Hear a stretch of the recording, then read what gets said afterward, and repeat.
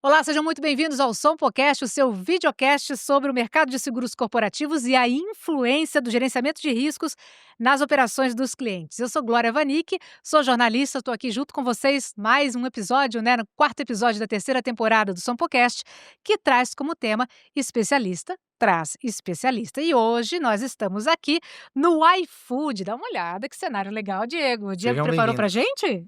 Sem dúvida alguma.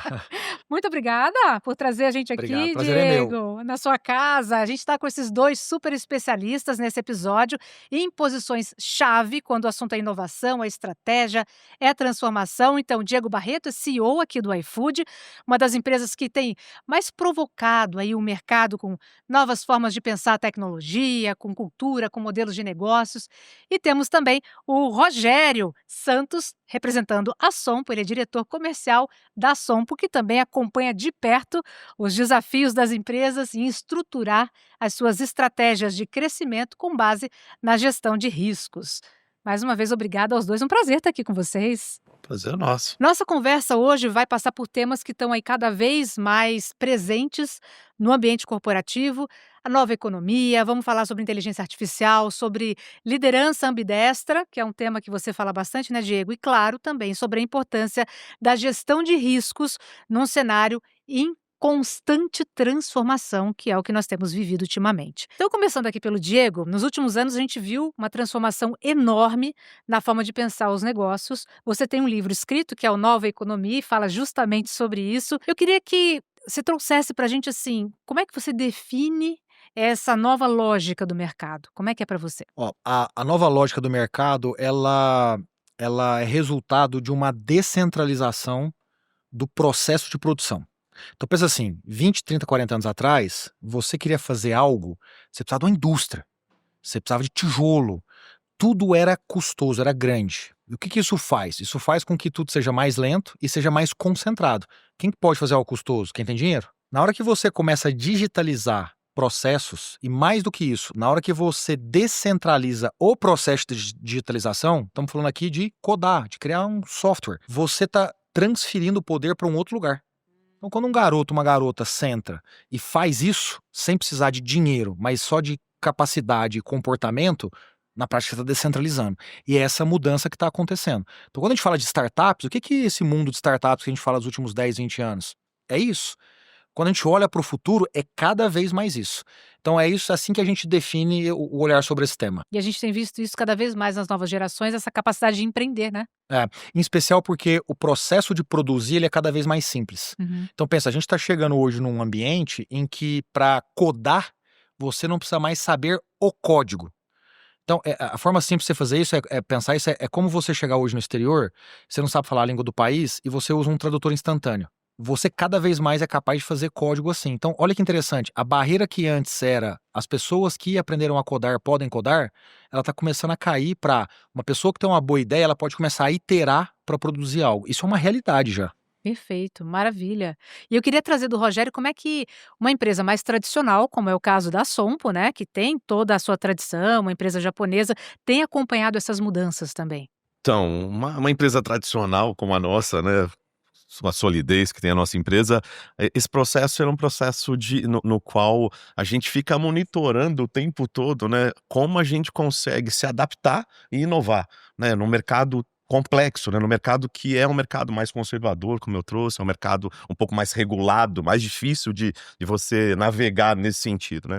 E lá nós temos trabalhado fortemente em alguns pilares importantes, né, até para nortear o desenho da empresa e dar perenidade da empresa. O primeiro é uma mentalidade muito focada no cliente, né, de como a gente melhora a jornada do cliente, como a gente trabalha isso de uma forma estruturada. Então nós temos parcerias estratégicas, né, nas quais nós trabalhamos ali para dar mais fluidez, dar mais agilidade e trazer simplicidade ao processo. E também todo o nosso portfólio, a gente olha todo o nosso portfólio, como a gente consegue customizar esse portfólio para trazer, né, de fato essa fluidez, essa facilidade, né. O segundo, claro, usando o contexto da inovação, né, trazendo a parte de inteligência artificial para melhorar esses processos, para, né, fazer esses processos de uma forma mais estruturada. E por último, nós estávamos conversando aqui no início, a questão das nossas pessoas, né? Eu acho que é o mais importante nesse processo é essa mudança de mindset, né? A nova economia ela exige, né, essa mentalidade ágil, essa adaptação rápida aos processos. E muitas das nossas pessoas não foram preparadas para isso, Sem né? dúvida. Então a gente está trabalhando muito fortemente isso, né, com processos de imersão da nossa liderança, com palestras, com workshops. Inclusive, tivemos uma palestra de uma pessoa do iFood, estava conversando com o Diego aqui, super legal isso, para trazer realmente essa visão e mudar esse mindset e fazer com que a gente consiga dar essa perenidade na empresa, né? E a gente tem um desafio que é um grande desafio na maioria das empresas hoje, que é a questão geracional de várias gerações ao mesmo tempo estarem trabalhando Perfeito, dentro da perfeito. empresa, e isso também ajuda a trazer, as pessoas de outras gerações mais para perto dessa realidade, né. É isso. Muito bom. Diego, você costuma dizer, você tem um conceito, né, que você traz sempre, que é o segredo da ambidestria, É, né, é isso aí, que é equilibrar a inovação com a eficiência operacional. Queria que você rapidamente explicasse para a gente o que que é esse conceito e como que o iFood mantém esse equilíbrio ali no dia a dia. boa. Então, acho que primeiro assim, o ser humano ele tem uma incapacidade de naturalmente trabalhar com duas coisas contraditórias ao mesmo tempo, Uhum, né? A gente costuma rotular as pessoas com base no extremo. Eu sou destro, eu sou canhoto. Eu perfeito. sou analítico, eu sou visionário. Eu sou extrovertido, eu sou introvertido. Essa forma de raciocinar você mesmo é uma forma limitante. Uhum, O que você deveria ter é a capacidade de fazer as duas coisas. Uma é natural, a outra não é, mas mesmo assim você consegue exercer, né? Então, uma pessoa que treina chutar com o pé esquerdo, ele vai aprender ao longo do tempo chutar com o pé esquerdo, uhum. né? Você vai usar o direito ou o esquerdo dependendo da situação. Isso é ambidestria, essa capacidade de fazer duas coisas que soam contraditórias ao mesmo tempo. O ser humano tem uma característica tribal, e esse tribalismo, ele te leva para o silo, né? Então você vai no estádio de futebol, você tá usando a camiseta do mesmo time do lado do cara, e aí você abraça esse cara e pula e canta. Para pensar, você nem conhece. Mas porque a gente usa a mesma camiseta, você chega para estudar no exterior, encontra um brasileiro, você fala, ó, os brasileiros aí, porque a gente é tribal. É o que diferencia o ser Só humano dos animais é, é a socialização mesmo, né. o tribalismo, ele tem o seu lado positivo, mas o lado negativo é o silo. Então, na hora Uhum. que você não é ambidestro e tem uma característica de silo, o que que acontece? Você começa a criar lados opostos dentro de uma empresa. Então você vai numa reunião criativa, aí o cara que é analítico fala, aí, fica pensando essas coisas aí, ó, né, no final, é PowerPoint. O cara visionário vai do cara que é mais analítico e fala, aí, ó, fica só pensando em resolver 1% todo mês das coisas ao invés de pensar grande. Perfeito. O que que você começa a criar? Você começa a criar uma dificuldade de inovar dentro da empresa. Então, aqui dentro, o que a gente busca é, pessoas que tenham essa maior naturalidade de ser assim. Então, o Uhum. processo de contratação, ele leva isso muito em consideração. 2, obviamente, eu preciso desenvolver as pessoas aqui dentro para isso. 3, eu preciso demitir as pessoas que não conseguem ser assim. Uhum. Eu preciso. Isso Sim, faz parte da vida, gente. Não peguem demissão como um negócio, uma punição. A gente faz parte, né? Você se separa de alguém, de um namorado ao longo da sua vida, porque aquilo porque não não faz fez mais sentido sentido, em algum claro, momento, né? é O isso. seu filho se separa no sentido de sair da sua casa em algum momento, porque ele tá buscando uma outra vida. Separar Uhum. faz parte. Então, a gente é muito pragmático aqui em entender a importância da contratação, do desenvolvimento e da separação. E é isso que vai fazer, então, a média das pessoas seria uma média mais ambidestra. Perfeito. Maravilha, sensacional. E eu queria entender do Rogério agora, como é que isso se aplica num contexto, né, de uma seguradora que precisa inovar, mas ao mesmo tempo tem toda a solidez que ela não pode perder. Perfeito, né, eu acho que o contexto da seguradora é exatamente isso, né, Glória, Uhum. a solidez da seguradora, ela tá ali na estabilidade, né, na capacidade de honrar seus compromissos, no contexto ali, de trazer segurança, né, e quando você fala de adaptação, de inovação num cenário desse, o pessoal, né, é um pouco mais complexo, você não pode, deixar de preservar isso tudo que traz a essência de uma seguradora, né. Então lá nós temos trabalhado, assim, fortemente um pouco do que o Diego trouxe, né, essa ambidestria organizacional na sua essência, né? A gente está ali olhando para, né, aquela parte da operação no qual a gente precisa melhorar os nossos processos, né, olhar e trazer eficiência naqueles processos, e do outro lado também olhando para a inovação e olhando para a empresa do futuro. A gente tem dividido isso, né, tentado trabalhar isso de uma forma estruturada, claro, e em algum momento se encontra, né, a gente vai fazendo o encontro disso, mas a gente tem meio que dividido os times também, né, para trabalhar isso e ter essa visão mais forte aí e trabalhar essa ambidestria, né? É sempre essa dualidade é difícil de você fazer dentro da empresa, né? É complicado você achar o equilíbrio. É diferente de uma empresa que tem isso no DNA, né? Como o Diego está trazendo aqui, lá nós estamos construindo. Então você passa para o desenho de pessoas, tudo, e você adaptar tudo isso é um processo, não é um processo fácil, mas é um processo que a gente tem conseguido fazer aos poucos dentro da empresa. Sensacional, sensacional. O iFood é uma empresa de tecnologia, a gente até falava: "Ah, o público conhece como uma empresa de delivery, entregas e tal", mas acima de tudo, né, o principal do iFood é uma empresa de tecnologia, por isso que eles têm tanta inovação. E a gente não pode deixar de falar de inteligência artificial, que é um tema hoje em voga, né, todo mundo fala, porque é uma necessidade, já está aí e as empresas estão correndo atrás cada vez mais. Você tem um livro, Diego, que é O Cientista e o Executivo, você mostra como é que a inteligência artificial transformou a realidade aqui do iFood. Na prática, eu queria saber como é que ela tem ajudado vocês na hora de enfrentar riscos complexos, por exemplo, as fraudes, como é que vocês têm utilizado a inteligência artificial nesse ponto? A gente tem usado de diversas formas. A beleza da inteligência artificial, em especial a generativa, que é essa nova técnica que existe, é que ela consegue trabalhar com bases de dados desestruturadas. Então, a inteligência artificial pré-generativa, você tinha que ter bases no mesmo padrão de linguagem, por exemplo. Entendi.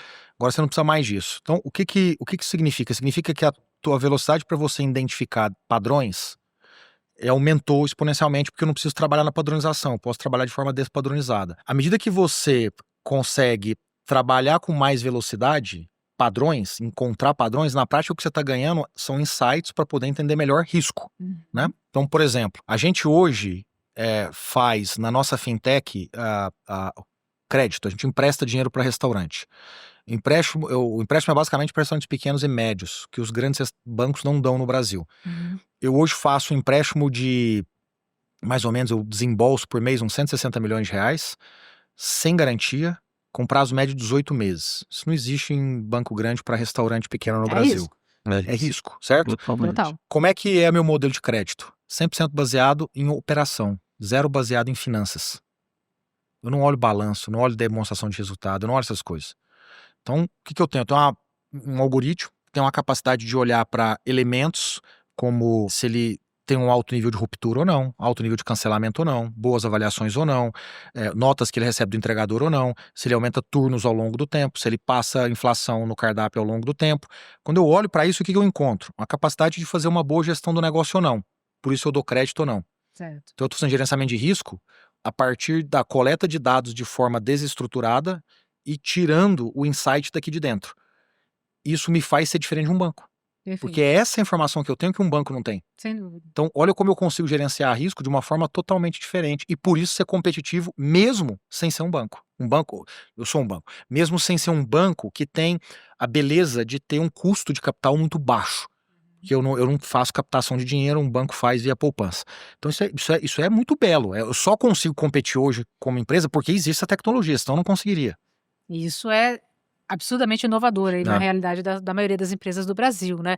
A Sompo tem incorporado inteligência artificial também, né, Rogério, Sim, sim. no dia a dia, na gestão de riscos. Como é que vocês usam na gestão de riscos, especificamente? Acho que nós utilizamos em duas vertentes, né? Nós utilizamos a IA para processos operacionais, né, do dia a dia. A gente recebe também muitos dados não estruturados, né? Chegam de várias formas. Então a gente usa a IA para ajustar isso para que a gente consiga fazer uma análise bem ajustada, que caia para o analista já todo estruturado, né? Então toda aquelas ações internas da empresa no qual você tem ali aquele trabalho operacional, a gente tem conseguido imputar muito de IA nisso. E uma outra vertente importante que é a vertente de risco mesmo, né? No qual a gente usa a inteligência artificial também para subscrever, né? Então, por exemplo, no transportes nós temos, né, nós somos líderes de mercado no transportes e temos infinidade, como vocês têm né, do business de vocês, nós temos a infinidade de toda a movimentação de caminhões, por exemplo, em todos os lugares, onde tem acidente, onde não tem,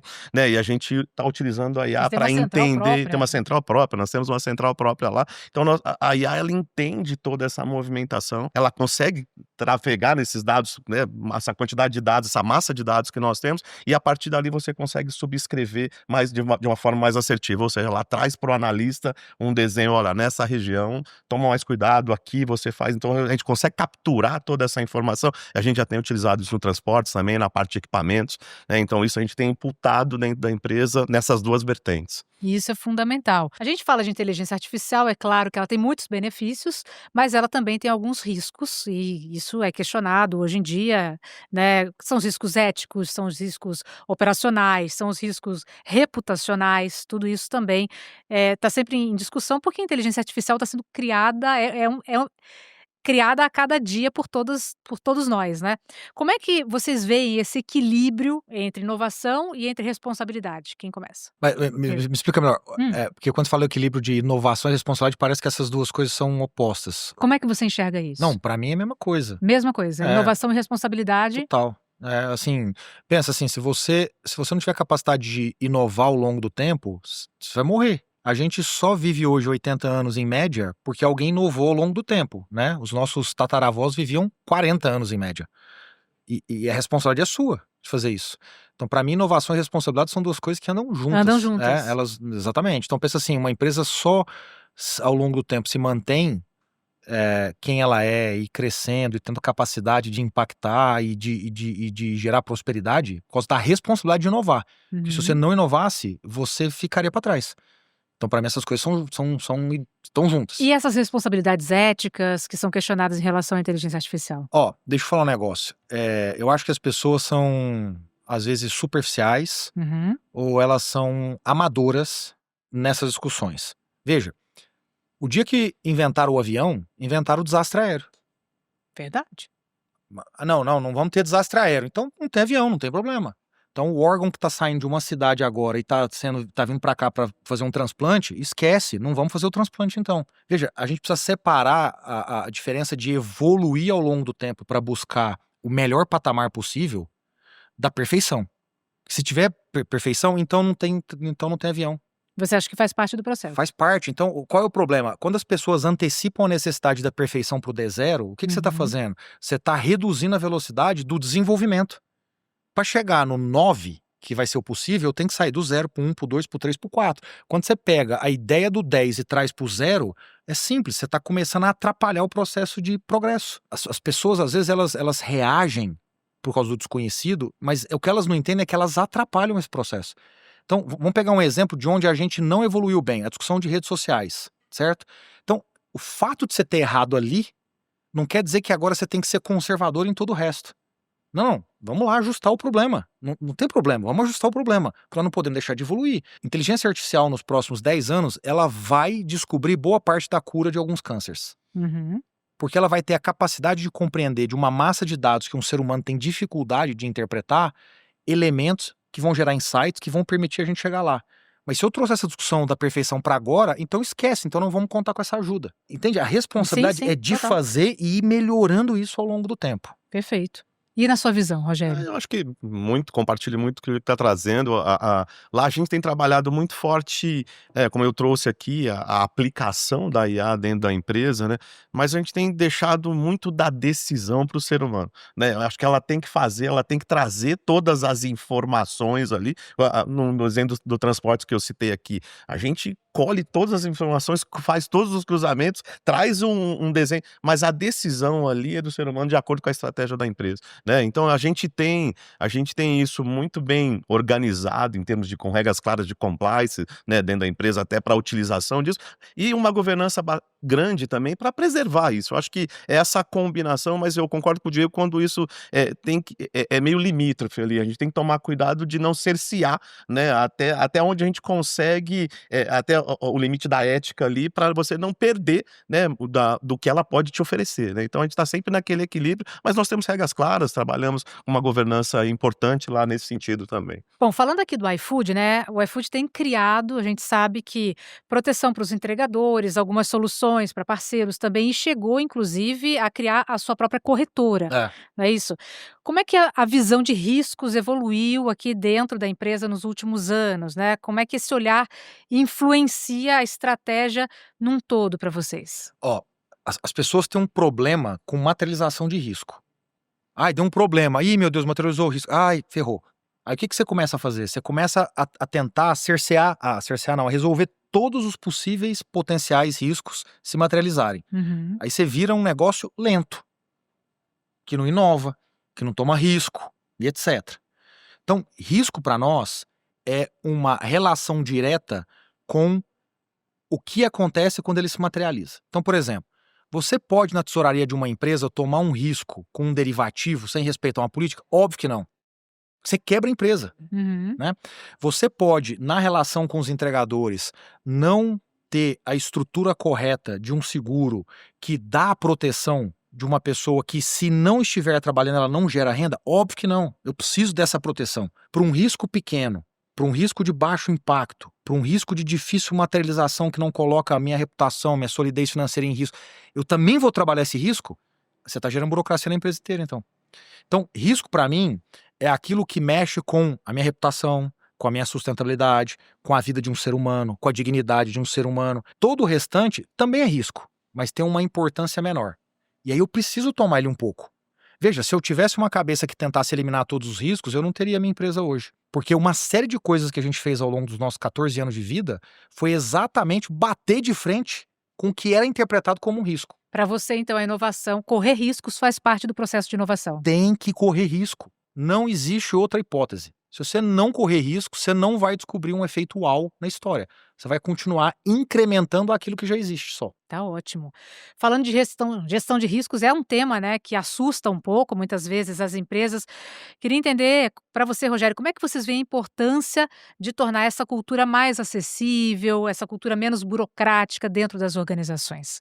Isso realmente, um pouco do que o Diego trouxe é o que a gente ouve, a gente visita vários lugares, né, e gestão de risco é do DNA da Som, né, a gente tem uma vertical exclusiva só para gestão de risco dentro da empresa, né, e ali o que a gente sempre ouve, pô, é um freio da inovação, né, ela acaba burocratizando o processo, enfim, um pouco do que você trouxe, é uma realidade se não for feita, e o nosso papel ali como empresa, né, é meio desmistificar isso, né, você trouxe um ponto importante que eu vou mitigar aquilo que precisa ser mitigado. Né, esse é um trabalho importante que a gente realiza dentro da empresa. A gente senta com os clientes e vamos conversar, pô, deixa a gente entender o seu risco aqui. Pô, isso aqui, tá bom, mas isso aqui é core, cara, né, então você tem que tomar cuidado com essa questão. Então a gente vai avaliando isso, né, e fazendo esse trabalho e desmistificando um pouco essa questão. Claro que tem toda essa importância e que hoje, 100% das visitas que a gente faz, elas estão diretamente ligadas a isso. Pô, isso é um freio de inovação, isso é burocrático, isso, né, e a gente tenta ir quebrando e mostrando, né, trabalhando aquela parte de fato, pô, toma ali naquilo que vai te trazer problemas, né, você vai na onde necessariamente, você precisa daquilo, né, não precisa fazer em tudo, né, então a gente trabalha muito isso e também com aquele foco de tirar um pouco o segurez, né, a gente tem muito aquela coisa, aqueles jargões técnicos, Hum. "Ô, vamos lá, vamos sentar aqui, vamos entender, deixa a gente entender seu business", né, e como a gente, né, que tem aí especialistas nisso, a gente pode trabalhar isso e ajudá-los nesse sentido, né, eu acho que é um pouco o trabalho que a gente faz na Som. Ó, só pra dizer um negócio aqui. Separando aquilo que você nunca vai poder abrir mão de segurar, de controlar, de Perfeito. gerir o risco, vamos pegar todo o resto que sobra. Materialização de risco é o que te faz crescer. Sim. Ok, Em tudo. O perfeito. seu músculo cresce porque você estressa ele na academia. O seu cérebro ele vai para um outro nível de atividade estressante porque você estuda bastante. Tudo na vida é assim. Os organismos, a natureza é desse jeito. A natureza é desse jeito. Os animais são desse jeito. A evolução Tudo é desse jeito, né? Na hora que você tenta dar proteção para tudo, na prática você está deixando de crescer. Você está indo contra a lógica natural das coisas. Você precisa materializar risco. Você precisa olhar para uma materialização e falar: materializou, o que eu aprendi aqui? Ah, aprendi isso. Ótimo. Então agora eu preciso para um próximo estágio com esse aprendizado. Quando você não materializa, você não aprende. Você só está no campo da hipótese de como as coisas são. Entendi. Olhando para frente agora, vamos pensar nos riscos emergentes que preocupam vocês. Quais seriam, Diego? Ó, o risco que mais me preocupa hoje Hacking, com certeza. O nível de integração sistêmico no mundo está aumentando muito. Uhum. E, portanto, a capacidade que alguém tem de entrar numa porta ali e sair lá é cada vez maior. Então, esse é um tema muito, muito relevante. Para você, Rogério. Acho que, olhando o contexto seguradora, o geopolítico, né, no contexto mais macro, assim, a parte ambiental, né, tudo isso que traz, né, e as próprias relações que tem, né, de mundo aí, isso tem preocupado, até porque isso impacta diretamente o nosso business e como você trabalha isso, né. E o que vocês acham que as empresas precisam trabalhar hoje para não serem pegas de surpresa amanhã? Para mim é conhecimento, né? Assim, porque a decisão de se preparar para um risco ou não, ela vem a partir do teu conhecimento, a tua capacidade de entender, de ter sabedoria sobre aquilo. Então, para mim, o grande ponto é você ter essa disciplina de estudar, de trocar, de se envolver, para então, no momento certo, você tomar a decisão do que você precisa fazer a partir dali. E para você, Eu Rogério? concordo. Eu acho que a gente precisa analisar, né, do lado da seguradora a gente mede tudo isso. É claro que você não consegue, né, mitigar tudo isso, mas você avalia, né, e com uma visão de futuro aí, tentando entender os movimentos e como se comportar, se aconteceu uma ação um pouco mais como nós tivemos eventos recentes aí, né, de Uhum. como você se movimenta em relação a isso, como você trata tudo isso, né, de acordo você tem um rompimento de uma cadeia, como é que você trabalha, né, de forma, você tem nas questões de catástrofe, você tem catástrofe, você tem que estar preparado, né, por exemplo, um evento de agrícola, por exemplo, quando a gente tem um sinistro de agrícola, a gente tem, 2.000, 3.000 comunicações no dia, né, como é que você trabalha tudo isso, como é que você faz você tem que estar preparado para isso e a gente está cada vez mais, isso tem acontecido, né, cada vez mais isso tem ocorrido e a gente tem que estar trabalhando essa preparação, acho que você tem que estar antenado e trabalhando todo esse back aí de suporte dessa evolução, né. A gente está num momento com uma economia cada vez mais independente. Eu queria que vocês trouxessem, então, na visão de vocês, o que vocês diriam que é essencial para construir parcerias sólidas entre empresas da nova e da velha economia? Para mim tem tudo a ver com direção e cultura. Uhum. Se você casar com alguém que está indo para um caminho um pouco diferente ou se comporta um pouco diferente, vai dar problema. Então, para mim, parceria tem a ver com ter consciência de que a direção e a cultura, elas se assemelham. Caso contrário, ela não é uma parceria, ela é só um contrato comercial. Então, acho que é assim que eu separo esses dois mundos aí. E para você, Rogério? Então, acho que precisa ter diálogo, né, as empresas precisam se conversar, a gente precisa se falar mais, até porque com isso a gente consegue entender todas as necessidades e trabalhar isso de uma forma muito melhor. Eu acho que o diálogo, a gente tem muitas tecnologias hoje, tem muita coisa acontecendo, tem muita informação, mas o diálogo é fundamental para essas tomadas de decisão. Bom, antes da gente encerrar, eu queria pedir para vocês deixarem uma mensagem final que a gente tem feito nessa temporada. O pessoal sempre deixa. Pode ser uma reflexão sobre mudança, sobre inovação, sobre gestão de pessoas, sobre cultura, enfim, o que vocês. Gestão de riscos, né?